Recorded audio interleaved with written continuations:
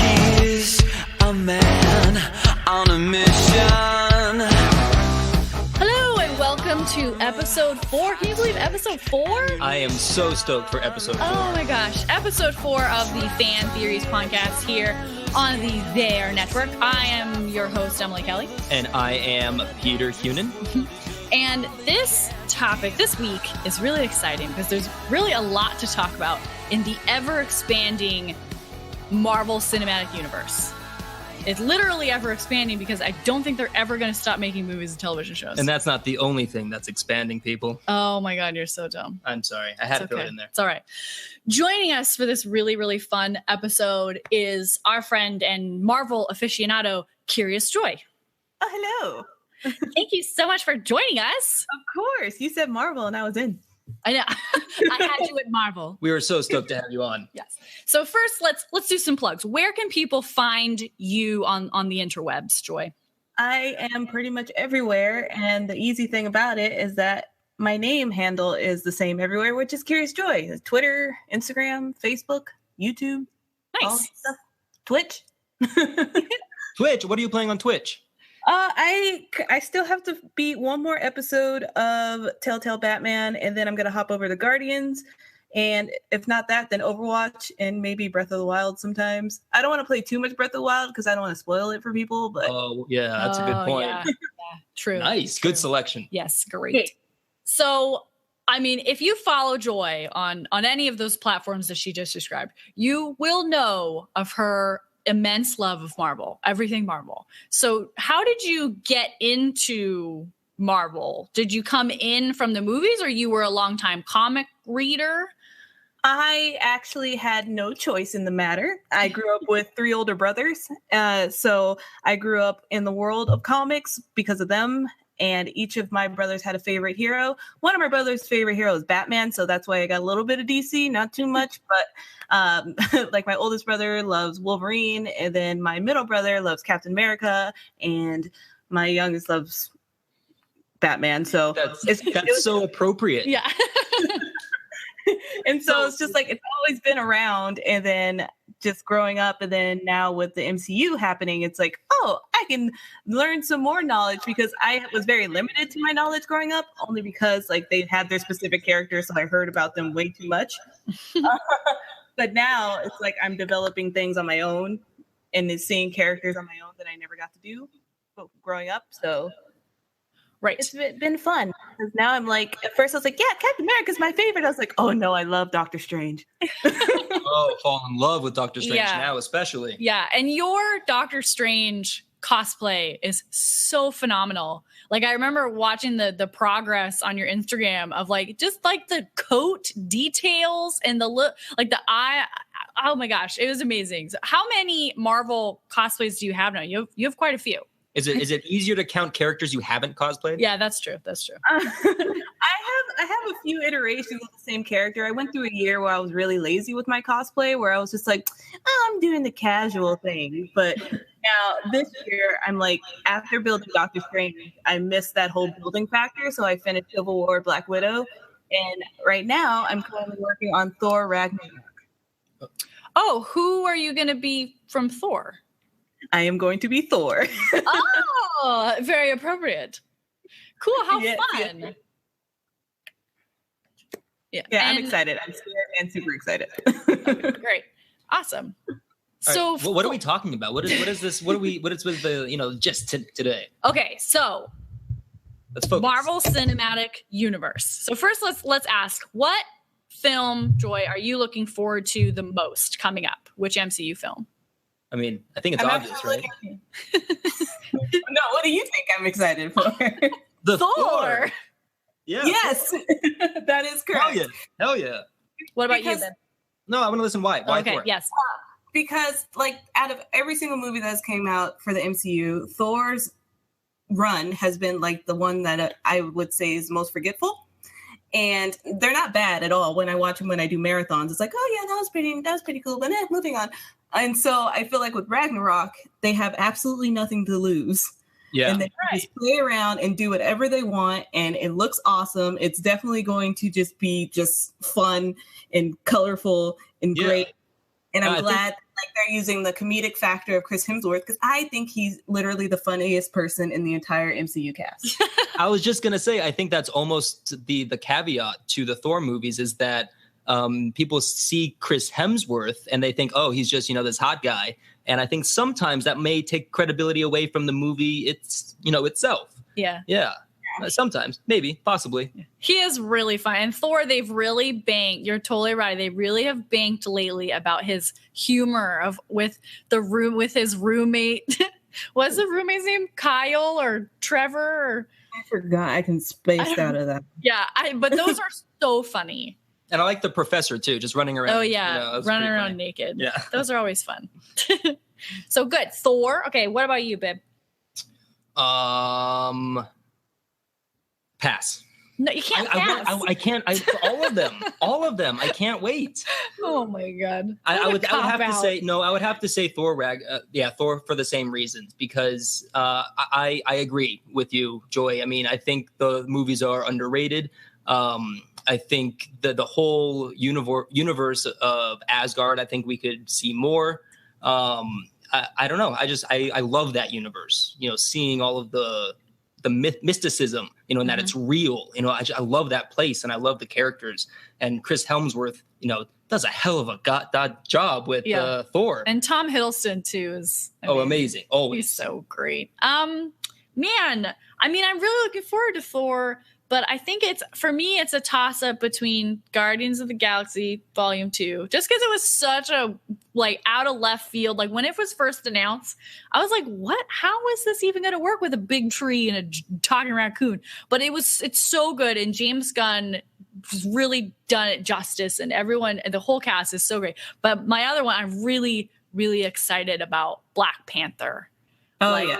Oh, just every casting announcement that they had was just, oh, great. I love them. Oh my God, they're amazing. Oh my, this is going to be amazing. Like, I'm so excited. And again, the mysticism is really cool. And I think it's a different sort of cultural story that the MCU audience hasn't gotten to see before.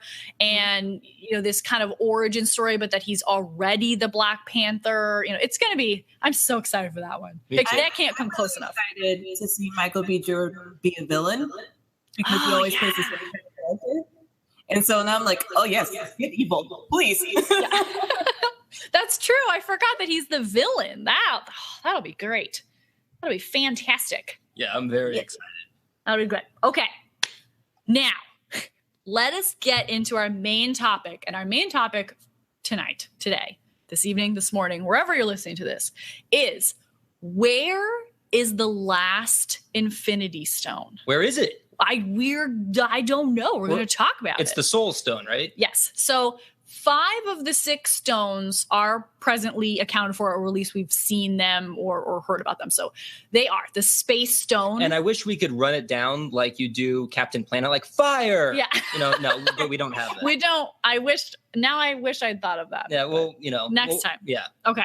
So the Space Stone, which is the Tesseract, we've seen that one quite a bit, starting out in the first Avenger. The Reality Stone, which is the Aether, that is presumably still in the possession of the Collector, but since his little, lair was exploded, we're not really sure. But let's just assume he has some fail safes there. That one was from Thor, the second Thor, Thor: The Dark World. Then the Power Stone, which is the orb. That is safe in Nova Corps. So that was from Guardians of the Galaxy. And then there's also the Mind Stone, which was Loki's scepter. Mm-hmm. And now it's in Vision's forehead. Yeah. So we know where it is. Hard to miss. Yeah. Hard to miss. Yeah. And the last one is the Time Stone, which is, as we all know, the Eye of Agamotto, which is so fun to say. So good. And that is safe with Doctor Strange. Yep. Well, safe, relatively safe. Oh, right. Yeah. It is Doctor Strange. Let's not forget. Yes, that's true. Yes. So the only one that is missing is the Soul. Yeah, the Soul Stone. So your soul is mine. So there's a lot of theory, and everyone has their theory. But I want to talk about the theory that kind of makes the most sense. I think right now, I mean, out of all of them, it had the most kind of evidence to back it up. And so this is a literal fan theory. It comes from a reader from comicbook.com. His name is Justin Short. He suggests that the answer has been in front of our eyes, or rather in someone's eyes all along. So the theory goes like this. Quick sum up. The only look that we've had at the Soul Stone is when in Guardians of the Galaxy, the collector gives this little rundown of each stone, and we see that it is orange. So I think this differs a little bit from the comics. Correct me if I'm wrong, Joy. All the colors are wrong. Oh, okay. Well, that's great. So it doesn't matter then. Not keeping to canon. Yeah, they're just aesthetic choices at this point. Yeah, I they were guess. pretty. Yeah, whatever, they're pretty. So in the MCU, since that is what we're addressing, the Soul Stone is orange. And as Justin has suggested, it looks eerily similar to Heimdall's eyes. So there's a lot of names in Thor. So Heimdall is the beautiful Idris Elba, the guardian of the Bifrost. The Bifrost being the Rainbow Ridge. Yeah, the Rainbow Bridge. Yeah, the Rainbow Road, as I like to call it. Yes. Mario Kart. Oh, I hate that level, though. Seriously. I mean, I try and dodge a green shell and then, oh, nope, flying out into space. Blame Heimdall at this point. No, Heimdall's the man. So, per Norse mythology, and not that all of Thor's comics follow, again, not the canon of his own Norse mythology, but in Norse mythology, Odin, Thor's dad, played by the amazing Anthony Hopkins, gifts Heimdall his sight. So he's giving him these eyes. And Heimdall is quoted as saying in Thor the Dark World, the second Thor, that he can see all of the souls in the 9 realms. That's how he keeps track of people. You know, he can find people, can assess danger. So that little keyword there of soul, sort of a hot tip off. Yeah. And then in Thor's vision during Age of Ultron, he sees that Heimdall is blind, suggesting that his sight, or if the theory is correct, the stones will be taken from him or have already been taken from him. Not his stones. No, don't take the stones. So, Joy, what do you think about this one? I mean, it seems compelling, but I mean, is there any sort of like comic book knowledge maybe, or just, like gut feeling about this one? I think this is the closest theory to being true, because I've also read a few things saying that the Infinity Stones spell out Thanos, and currently the Soul Stone is only missing, and it's an H in Thanos because everything else is stand for. Oh. Because the Time Stone is the Eye of Agamotto, but it's a necklace, so they counted that as in for Thanos. And then there's Tesseract T, Aether A, Orb O. I was like, Loki Scepter S. Yes. But I was like, there's no V in Thanos. Right, I was thinking the same thing. I was also thinking, man, I suck at anagrams. Yeah. And then I was like, that's how I was like, oh, I was like, I swear it spells Thanos. Yeah. But yes, and so the H is missing. So I read that, so I was like, okay, it makes the most sense because it definitely had to already been like seen in a way. And Brilliant. I do feel for sure that it's going to be revealed in Thor Ragnarok. Okay. Because the next movie after that is like Infinity War. I mean, we got to have it now. Yeah, I think Guardians too, but we've already kind of gotten one from Guardians. But we already got one from Thor. So I mean, we'll talk about that in a minute of maybe where it could show up. But so you think this is a solid theory? Like this could totally be true? Yeah, and then another thing is that since the Infinity Stones aren't really Earth things, they come from the galaxy up there, and so that's why it makes sense that the Guardians of the Galaxy had a stone, but Thor has had 2 stones in his movie because if you count Loki's scepter, right, absolutely. Thor, and then the Dark World had another one. So, and he's the one that had the flashback in Age of Ultron about the stone. So he's really close to these stones. So if the last one to show up in Guardians, I would like, break Thor's heart. I'm breaking the heart of Thor right now. Yeah. I see it. I can like through my soul, I can see your heart emoji. Yeah, that's true. Also, in Odin's trophy room, he has the gauntlet, or at least a version of the gauntlet. Yeah. So I guess it would make sense that, you know, these very galactic stones would be in the most galactic part of the MCU, because we'll have 3 Thor movies and only 1 Guardians of the Galaxy. So okay, I'm liking this. I'm liking this theory. I do remember, I mean, I could be mistaken, but I thought it was Heimdall's sword that did the bridge. So maybe it's just, you know, they changed it. Well, he doesn't make the bridge with his eyeballs. Like he just That's sees true. stuff. That's true. That would be gnarly. Like you just with like laser vision. Oh my God, poor Idris Elba's face. Oh my, his beautiful That'd be all right. rainbow face. Rainbows coming out of his eyeballs. That should be an emoji. That's kind of how I seem like I look yeah. like when I see him, just like rainbows and hearts coming out of my eyeballs. Make it a meme.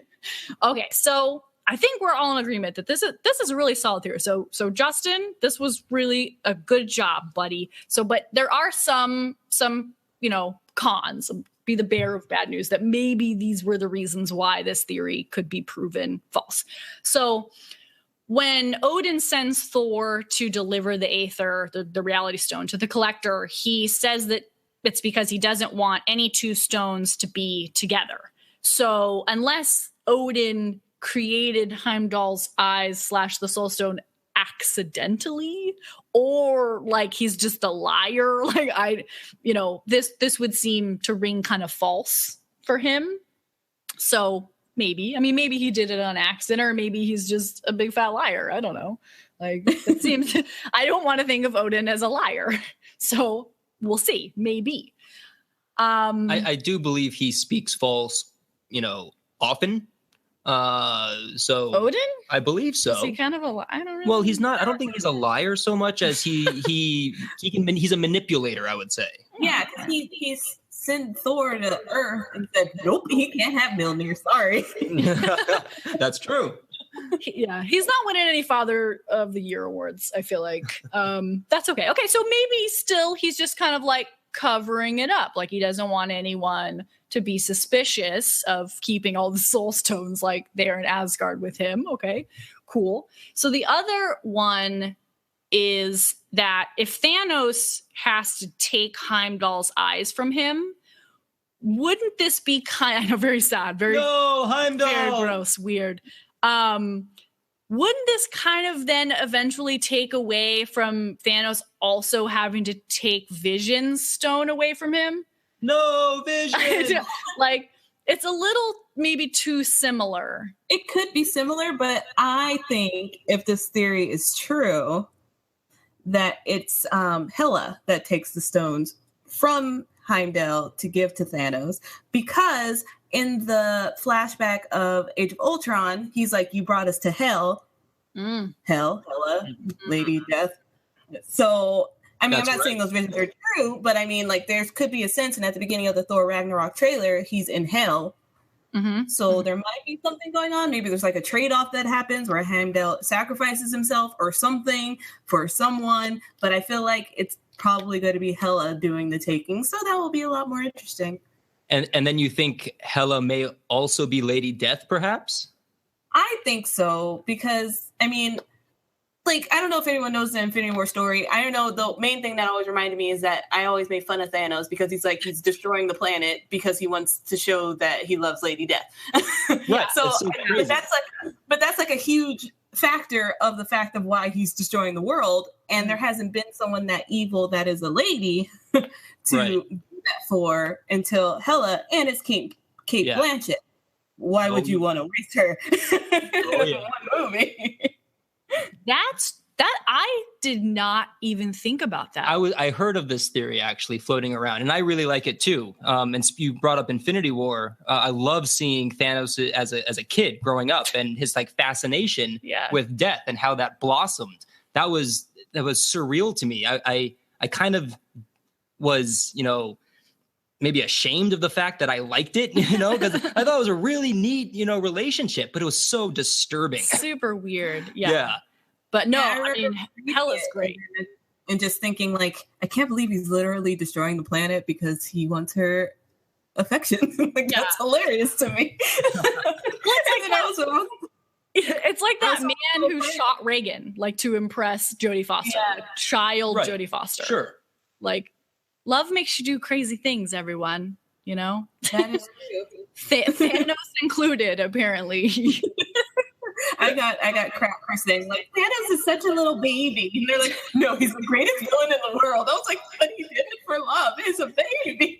Yeah, he's definitely in Arrested Development, and I love that cover of him as a baby. Mhm. Who's the artist that does all those baby covers? I don't remember.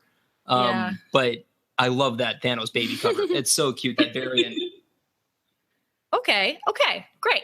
So maybe Hela has a bigger role to play than just obviously being this big badass chick trying to literally destroy everything. That maybe she has a bigger role in the Infinity Wars. She's teamed up. There will be a team up of bad guys Yeah, because we are. Yeah, go ahead. that would be awesome. And that would be awesome. Yeah, that was it. Oh, I love it. End of statement. Awesome. Okay, we like this theory. It could definitely be true. But if it's not, Joy, where else do you think the stone could be? Chaos theory.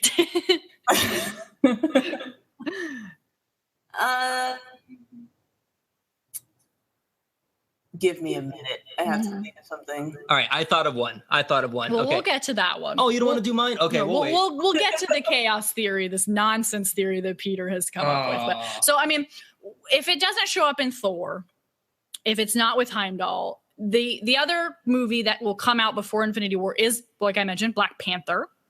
One of the theories was that to become Black Panther, they have to like commune with their ancestors and kind of the, previous Black Panthers. So maybe that's kind of a connection to the soul part of the soul stone, this sort of ancestral thing. Like maybe it's hidden in his ring or hidden in some other object that he might carry, or just hidden. I mean, he's got Bucky hidden away like in his palace. Yes, he does. He could also have a soul stone. The what's the metal? Vibranium. Vibranium too is kind of an alien sort of metal. Maybe the soul stone was captured in something that fell to Earth. And I don't know if the soul stone is necessarily a solid thing at the moment. It might just be a power, like if it's in Heimdall. Heimdall is sort of, the soul stone is him and he is the soul stone sort of thing. Like kind of like Vision too, I guess. Also, I mean, it's the power of the soul, right? I mean, it doesn't necessarily have to be a tangible object. That's a good point. Yeah. I mean, if you won't let me get to my chaos theory yet. We're going to get to Oh my God. All right. I'll pass. And of course, the other, there's supposed to be kind of two Infinity War movies. They were calling it Part 1 and Part 2. Now it's Infinity War plus another Avengers titled movie. So maybe it just shows up in the beginning of Infinity War. And that's kind of the kickoff of this movie about this whole thing of that now finally we have it. Yeah, go for it. My hope would be that at the end of Infinity War, there's going to be like death and destruction, and then it ends. That's your hope? and then we have to wait for a year to continue For the Death story. Oh, for the story. Oh, right. Oh my God. Yes, the story. Yes. Because I feel like everything has a resolution, and then Civil War ended up on a happy-ish, but still they're messed up. But I want Infinity War. You can't name the movie Infinity War and not have destruction and all that stuff. Right. And I hope that they do not spend most of the time setting it up. And I hope that everything is all set in stone by the time we get there, so we can have more Thanos and more villainy stuff, because I feel like the villain should be in charge of this movie, whereas the next Avengers movie will be the resolution where everybody comes together and all this stuff like that. And yes, I still want Captain America to die. Well, no, I absolutely agree with everything. Sad, but I feel like he should die. And then Bucky takes up the shield. Like, everyone will be happy. It's fine. Well, I love what you said about villains, are the heart of the stories, because that's how a well-written story works. I mean, if you look at any Shakespeare, and if you go as far back as Shakespeare, I know, but you see the villains are the real, they're the stuff of the story. Yeah. And sometimes the main character is the villain. Yeah. So another theory then is perhaps maybe Thanos already has it. Like, maybe we haven't seen it because he's already got it. Yeah, because he hasn't collected anything. I know. Like, he's like, I'm going to do it myself. Like, maybe he already did. Like, between the two movies where he sat on his throne and said, like, F you, Chitaris, or whatever. Like, I'm going to go do it myself. Maybe he already has. And he already has one. And now just, like, needs his glove and, like, to get on with it. Indeed. Oh, that would be so sad, though, because, everyone's so anticipating this stone. I know. Guys, look what I have in my pocket. Yeah. Right. Exactly. It would be like when you arrange or you assemble your team, and it's like, oh yeah, here's Hawkeye and here's Iron Man. Oh, and here's Dave just showing up. It's like, it's so anticlimactic. Dave, Bob of Hydra. Okay, honey, I know you are chomping at the bit to talk about your ridiculous chaos theory. Let's go talk about this nonsense. All right, so my first chaos theory that I want to talk about is, what if the Soul Stone is the Iron Fist's power? Okay, now bear with me on this. We know that... Or don't. Or you just, tune out. Yeah, don't listen to this podcast, perhaps. I already love it. Please do. Please do. What if Iron Fist... While he was in, I want to call it Shangri-La, but I know that's not right. Kunlun. Kunlun, thank you. What if while he was in Kunlun, in this mystical place, not of Earth, perhaps even like a soul realm, if you will, what if while he was in this place, he fought the dragon, or whatever? Because, I mean, I don't want to support this series because I didn't like it very much. But anyway, I'm going with it. What if he fought the dragon, got the stone, or got the power? I mean, he said himself that it wasn't what I expected. And so what if being able to harness his power, harness the soul stone, was his key to using it? It may be like a latent ability almost. And if his chi or his chakra or whatever you want to call it, if his soul wasn't organized, he couldn't use the power. I stand by it. Tell me, discuss. I mean, his fist is orange, so I mean, plus one for Peter. I just want to put that on the record. Chalk one up for Peter. No. Yeah, I don't.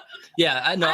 I thank you for taking me seriously for a little bit. I don't. Yeah. I think it's silly, but I wanted to at least put it out there. Yeah, the only other thing, it would be an interesting way to tie the Defenders into the Infinity War, because I believe the Defenders will show up in the Infinity War. Oh, I sure hope so. I think they were talking about it. I'm not sure if that's real or not real. I'm just getting confused.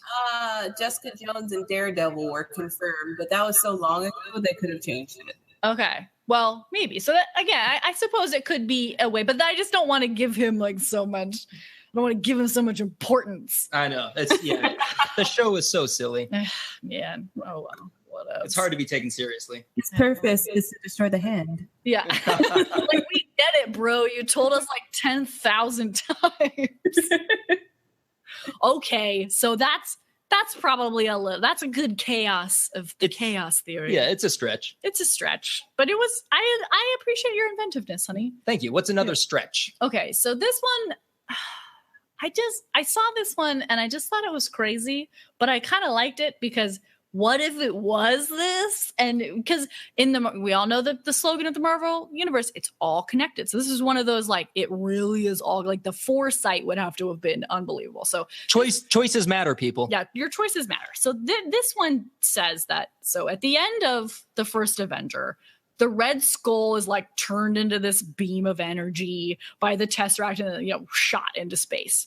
And so then in Doctor Strange, they mention a schizophrenic woman who many believe was a reference to Carol Danvers, Captain Marvel. And then that woman was struck by lightning.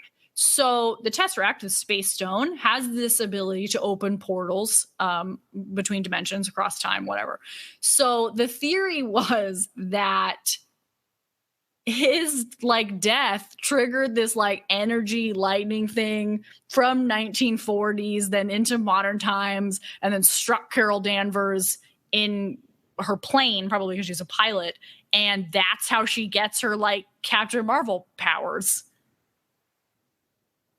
It was weird. It was a weird, I know, like, and the writers have said that like her origin won't be, you know, totally reflect the comics. But even then I was like, dude, what? Who came up with this? I think you have a better chance of the lightning being struck by Thor. Right.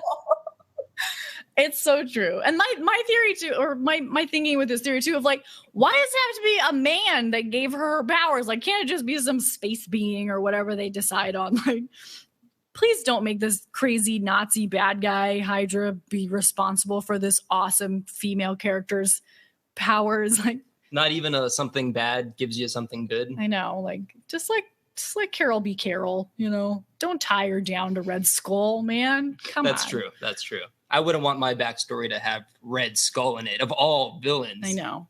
Ugh. Always punch Nazis. Always. My theory. Always. So, another one. Okay, so Joy, this one, not great. Not a good one. I don't like it either. So let's move on though to one that I actually really do like, and I don't think it'll be the case at all, but I just kind of liked to think that maybe this could be possible because I just really love Natalie Portman.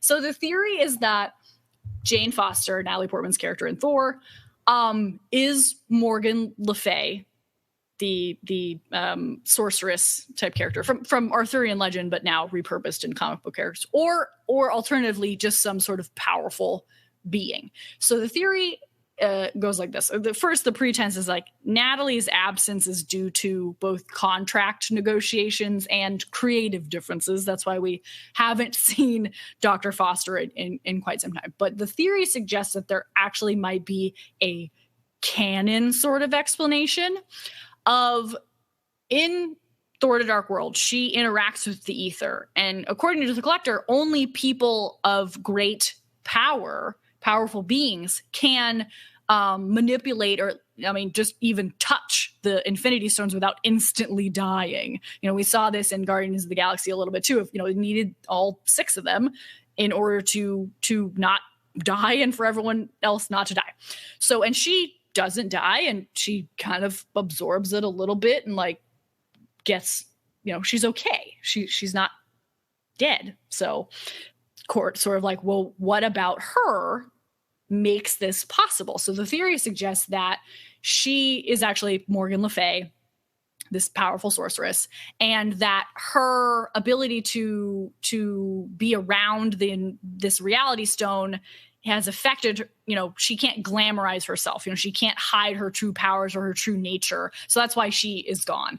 The alternate theory is that Jane Foster in the comics becomes Thor at one point. So that maybe her powerful beingness is just an allusion to the fact that she could wield Mjolnir.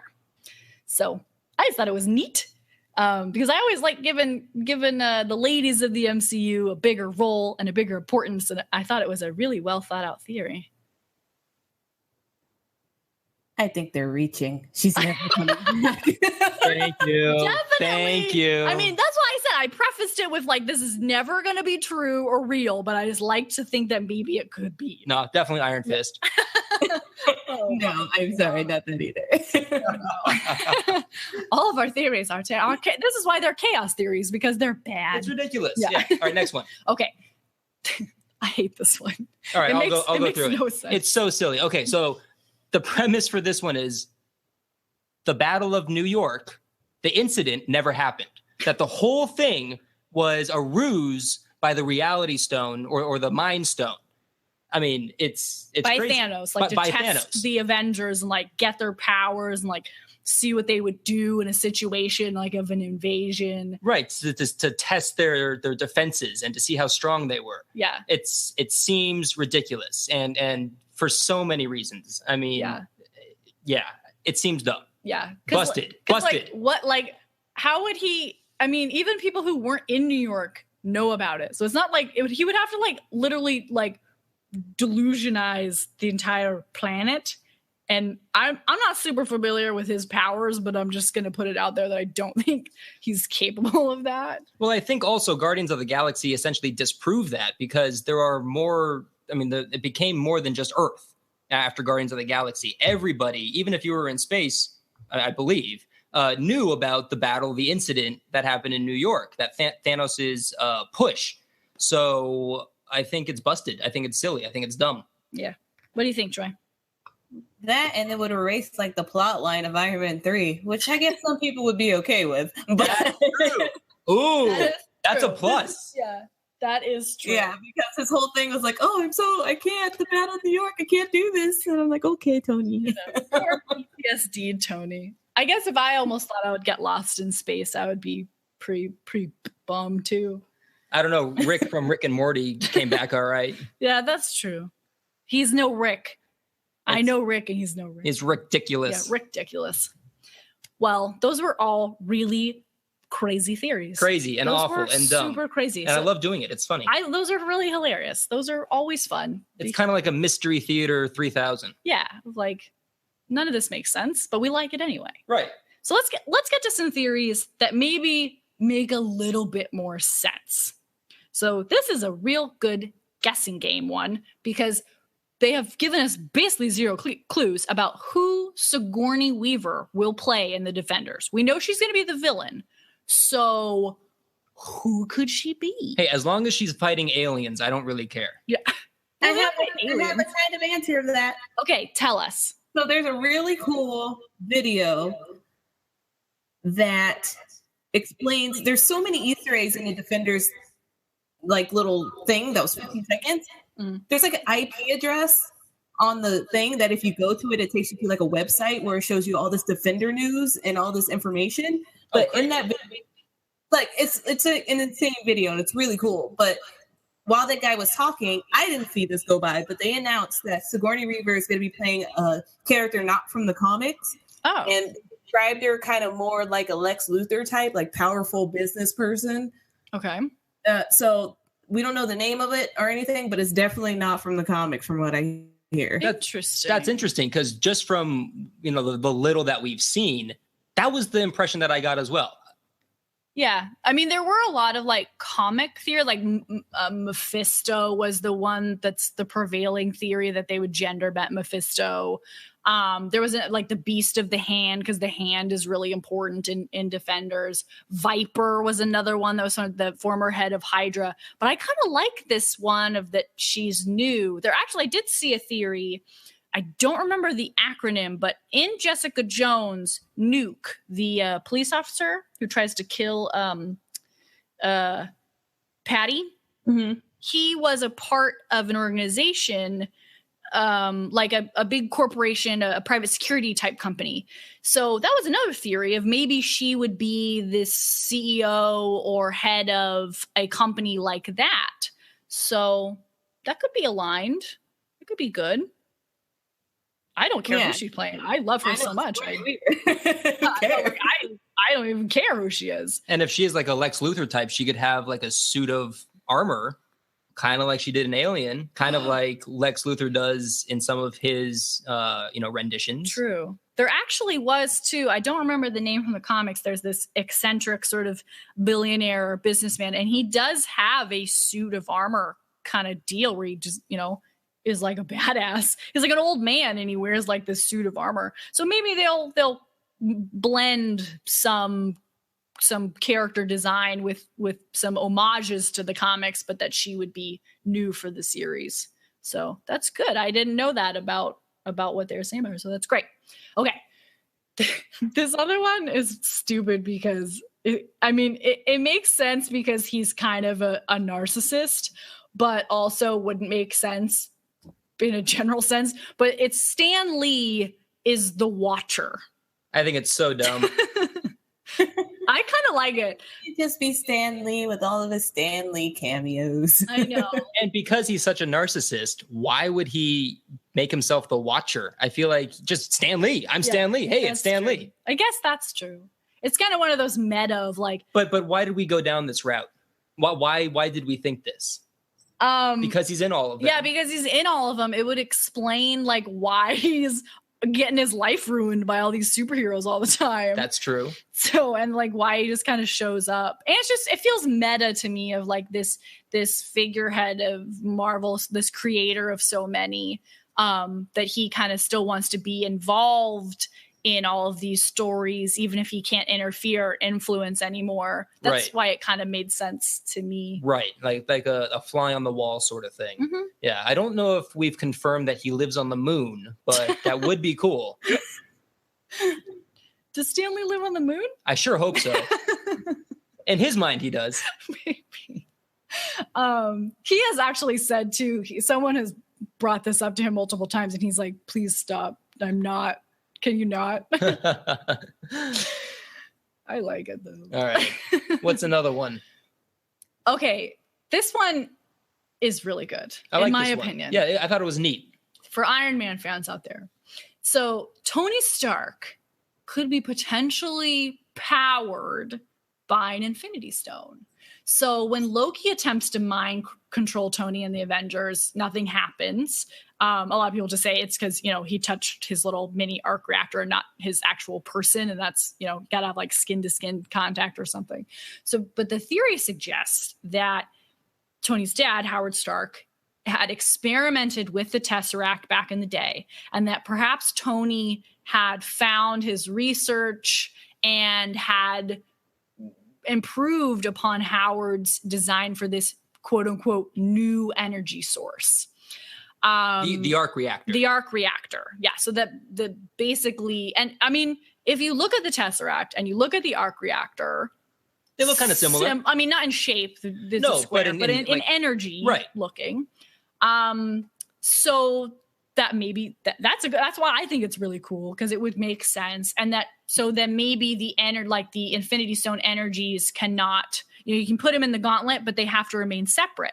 So maybe that's why Loki's staff did not work on him. And also it kind of denotes this, why Tony has a strong connection to Vision, of that they're both essentially powered by Infinity Stones. Perhaps. Mm-hmm. I don't know. What do you think, Joy? That would be interesting, because there's an instance in Iron Man where he's going through his dad's research and there's a sketch of a square, which is the Tesseract. And then that's why when in the Avengers, when he's looking at all the people's documentation of like finding out who they are, he looks at the Tesseract and it's like, this looks familiar to me. And it could be some other background sort of thing. Maybe it was a familiar, like, oh yeah, I saw it in my dad's research, but I mean, it kind of connects. Not saying it's probably true, but it definitely can have a connection. For sure. Yeah, it's one of those, like, it's a stretch. It's a little far-fetched, but if it were true, that it would make sense. Yeah, it's a neat thought experiment almost to think, Tony Stark, this brilliant genius guy, he probably could harness the power of a stone, even though he's almost creating it and it's so close to him. I love the idea. I think it's really neat, very creative. Yeah, and we do see in Iron Man 3 and a little bit in an homage to the comics that he kind of devolves a little bit. Like he goes off the rails ever slightly, and that maybe that's kind of the effect of being around a stone for so long, or being around two stones at once. Frodo, throw it into the volcano. Throw it, Frodo. That it corrupts you. It's like Thanos is such a bad guy. Then Gollum jumps on your back and bites your finger off.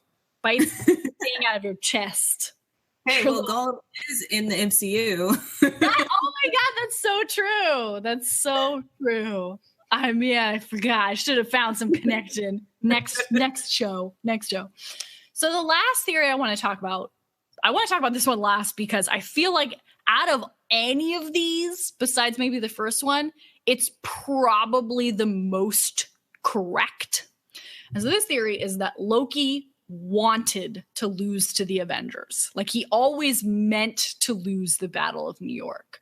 Because in my mind, it's like, could Loki, a demigod with an army full of aliens, really be defeated by a team of people that includes a dude with a bow and arrow? Like, I don't know. Like, I guess. I mean, there's obviously more than just Hawkeye on the team, a lot of powerful people, but maybe his intent all along was just simply to get Thor's attention, as little brothers tend to do, and then continue his plan to infiltrate Asgard, which he does quite successfully, steal the throne again quite successfully, and thus gaining access to not only the second Infinity Stone, but the Infinity Gauntlet for Thanos.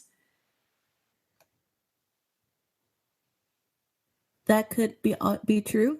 Yes. Because in the comics, the reason why he purposely gets the Avengers together.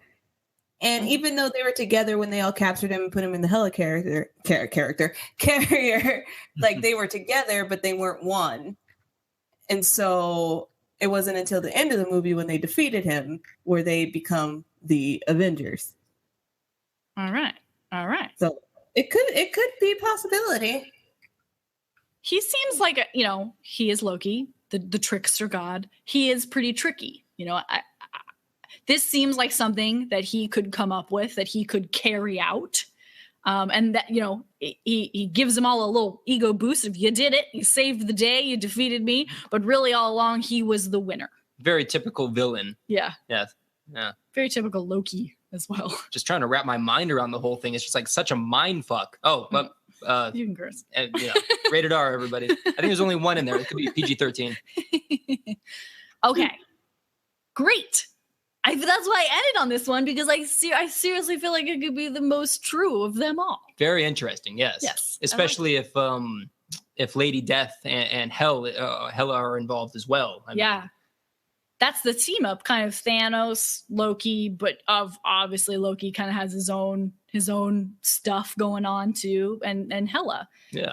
And there's that other weird thing that they're going to swap the fact that Loki is Hela's dad. Hela. Yeah. So they're switching it around. Like there's theories going around. They're like, oh no, maybe Hela is Loki's mother. Right. The black hair would explain it. She by the way, if you know more Norse mythology, Hela is a great just character, a figure from history. And so I'm so glad that she's ended up in the comics, because in the comics too, she's so amazing. Like she's so great. I'm so excited for her. Yeah, I love Hela, to be perfectly honest. I mean, she's so cool. Super cool. So I wish we had a fan theory to go with her, but it's kind of self-explanatory. Like she wants to destroy everything. Like Ann Milner. Poor Milner. Oh, poor Milner. R.I.P. Milner. Well, thank you so much for joining us, Joy. This was so fun, so knowledgeable. Did you have fun? I hope you did. I did. It was a lot of fun. It's always a good day to talk about Marvel, yes? Yes, always. All right, let's remind the viewers where they can find you on the interwebs. You can find me on Twitter, Facebook, YouTube, Instagram, Twitch, all under Curious Joi with an I. And you can find me pretty similarly, actually. Most of my names are the same, at that Emily Kelly, especially on Twitter and Instagram. And you can find me. I'm usually at Screenwriter is my handle, and that's through most mediums. Mm-hmm. Before we end the show, I do want to talk about something very exciting. So the Their network is a pretty young network. Got a lot of shows. The Todd and Taylor Show, great show. Wednesday in Westeros, amazing show. And we have a lot of new things coming up on the network. So we want to celebrate a little bit, specifically with our podcast, because we hope that you have all enjoyed. This is the 4th episode. Can you believe it? We want to celebrate with a giveaway. So the giveaway, a giveaway. Okay, guys, that Peter didn't know about. This is news to me. I'm so excited. I'm gonna win though, just so you know. No, you can't win. Oh. Joy, I think you can win. Yes. We can't win. All so, right. Please share this episode of Fan Theories, this special MCU episode, for a chance to win a special prize pack of Marvel goodies. Follow us on Facebook and Twitter and Instagram. We will be tweeting and talking about it. And you can also follow the Their Network on Facebook and Twitter as well for more details. And of course, you can check our website at any time, their.network. We're trying to get a little bit of buzz going before we release the hounds of this giveaway. But it will be very fun, and we hope that you have enjoyed the show, and that's why we want you guys to share it with your fellow geeks, nerds, fan theories, conspiracy theories, your mom, your dad, your cousin, your dentist, everyone. Share it, like it, and win it, apparently. Yes. So winning. So this episode has been really fun. Our next episode, as with most of our episodes, we want to leave up to you guys, the listeners. This episode actually was a listener suggestion. Yes, it was. We look forward to more suggestions. It could be Walking Dead. It could be something in the DC universe. We are open to all suggestions. Naruto, Star Wars. We could do Star Wars again. Yeah, we could. There's a lot to talk about with Star Wars. Oh my God. So just don't get quiet. Tweet us, Facebook us, Instagram us. If you know us in person, yell at us. And we will try to get as many of your fan theories in as possible. And okay, Joy, say bye. Bye.